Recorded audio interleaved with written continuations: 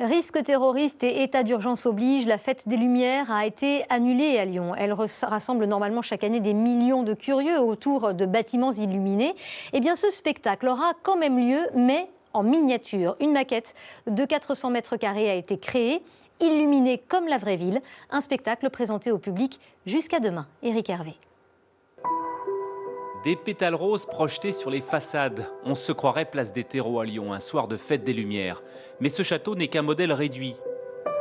Nous sommes en fait dans un atelier à Vaux-en-Velin, dans la banlieue lyonnaise. Ici, des passionnés et une quinzaine de professionnels ont créé un monde miniature, une gigantesque maquette de 400 mètres carrés qu'ils ont illuminée.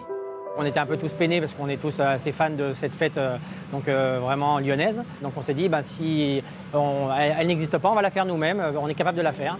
Et le résultat est épatant, à l'image de cette centrale nucléaire colorisée ou encore cette carrière qui sort de la nuit. C'est un studio de création qui devait se produire initialement sur la fête des Lumières qui a réalisé ces mini-illuminations. Basiquement, on utilise la technique du vidéomapping, qui est la même technique qu'on utilise pour les fêtes des Lumières. C'est le même défi que pour de la projection monumentale sur des façades de grande échelle. Les spectateurs sont sous le charme. Regarde-le.